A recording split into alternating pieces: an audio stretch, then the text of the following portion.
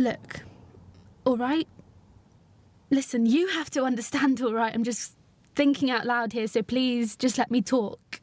Just let me think it through out loud, please, okay? Don't just jump in if I say something wrong or stupid. Just let me think, okay?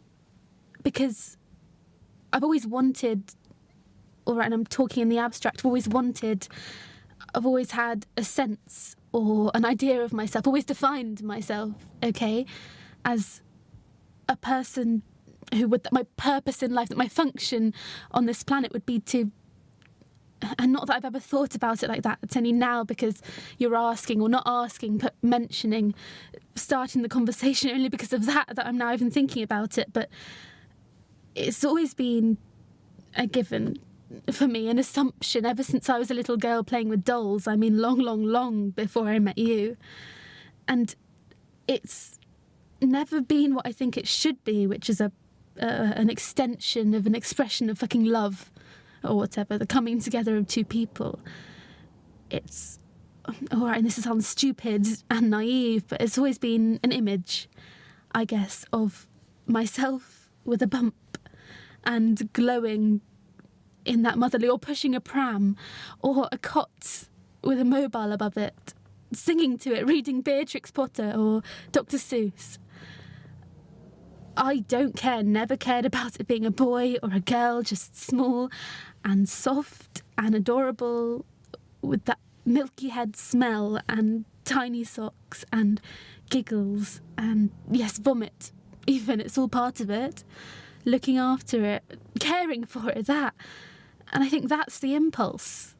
And there's always been the man in the picture somewhere, but sort of a blurry background generic man. I'm sorry, it's just this picture of my life I've always had ever since I was able to think, and I've never ever questioned it, never. And I've pushed it all down and focused on my career, on my studies, on myself, and now it's potentially becoming a bit real. I'm going to have to think about it for a second, please, just or much longer, in fact, because I'm not an idiot. I'm a very thoughtful person, and I believe in questioning and never just blindly accepting, and I want to do everything for the right reason, or at least a good reason, and it's going to take a lot to unravel or to excavate all of those previously held beliefs and assumptions, because it's important. Probably the most important thing you could do to bring another person, yes, a person, an actual living, breathing, thinking, because they won't stay small forever. And I think, don't they? I think a lot of people think about them being small, just tiny and sweet and unconditional, with their heads and giggles and tiny little fingers clutching your thumb. I did. I think I thought like that because it's too hard. Like, we're not quite designed to be able to fully comprehend the enormity or whatever, which is maybe it's a survival mechanism, an inbuilt thing, because fuck, if you thought about it, if you really properly thought about it before actually doing it, then you'd never ever actually fucking do it, because it's too fucking enormous. Fucking the purpose of life itself, the meaning, the meaninglessness, the love and the horror and the hope and the fear and everything, the volume of it all turned right up. The rest of your life, the rest of someone else's life, committing someone to something forever.